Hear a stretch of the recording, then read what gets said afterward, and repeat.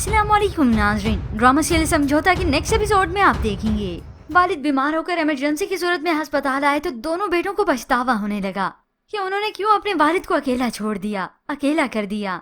मुझे बाबा आपको छोड़कर यूँ नहीं जाना चाहिए था, स्पेशली जब आपको मेरी जरूरत थी। तभी वो उसे तसल्ली देने लगी कि मैं समझ सकता हूँ, और साथ ही अपने बेटे से ये कह दिया कि तुम्हारी बीवी बच्चों को तुम्हारी जरूरत है। असद तो इस बात को मानता है, लेकिन ये भी कि हमारा फर्ज है कि अपने वालिद का ख्याल रखें। तो वो अपने बेटे से दो टोक कहते हैं। जब फर्ज थकाने लगे तो अब इस बात को तो वकार साहब भी अच्छे से समझते हैं, क्योंकि वो जानते हैं कि हर कोई अपनी जिंदगी में तो जैसे कैसे सेटल्ड है, पर मैं ही अकेला रह गया, क्योंकि जब जिंदगी का हम सफर ही ना रहा हो तो सफर कैसा। तभी तो वो अब खुद से उकताने लगे हैं। अब ऐसे ही हॉस्पिटल से फ्री होने के बाद बेटे उन्हें घर वापस ले आते हैं। अपनी पोती को प्यार किया, बेटी भी खुश हो गई अपने वालिद को यूँ सेहत याब देखकर। मगर बहू के लिए ये परेशानी किसी अजाब से कम नहीं।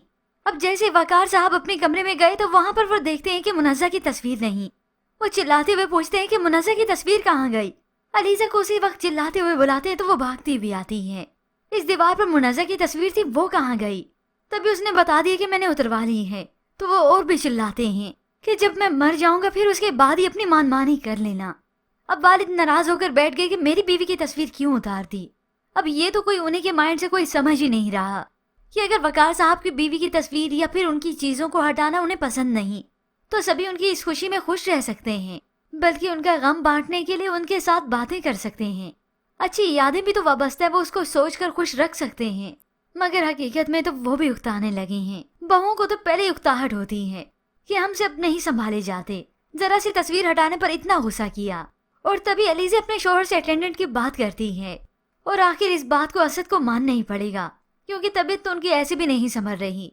आखिर यूं ही अटेंडेंट का बंदोबस्त भी हो जाता है, मगर इसके बाद भी वो खुद को संभाल नहीं पा रहे हैं, और ना ही उसे वो अपने करीब आने देते हैं। उन्हें मालूम हो गया कि मेरी औलाद मुझसे उकताने लगी है।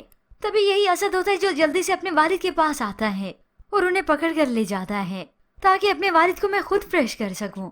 बस एक हमसफर के चले जाने के बाद वकार साहब का क्या हाल हुआ। सिर्फ वही नहीं, वो तो उनकी बीवी थी, इस पूरे घर की काया पलट कर रह गई, क्योंकि उन्होंने अपने सब्र तहम्मुल, प्यार और फिर कुर्बानियों के साथ इस घर को बिखरने से बचाया हुआ था।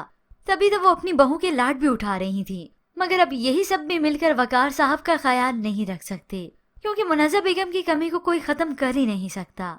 और तभी तो व्यूअर्स आएगी वकार साहब की जिंदगी में ये नरगिस, जिसका किरदार शाइस्ता लोधी अदा करेंगी। और होप्स व्यूअर्स इसके बाद तो ये ड्रामा सीरियल काफी इंटरेस्टिंग हो जाएगा। पर व्यूअर्स क्या आपको भी है इस ड्रामे में बल्कि वकार साहब की जिंदगी में नरगिस का इंतजार? हमें अपनी कीमती राय का इज़हार जरूर कीजिएगा। मजीद ड्रामा रिव्यूज के लिए आप देखते रहिए उर्दू टीवी।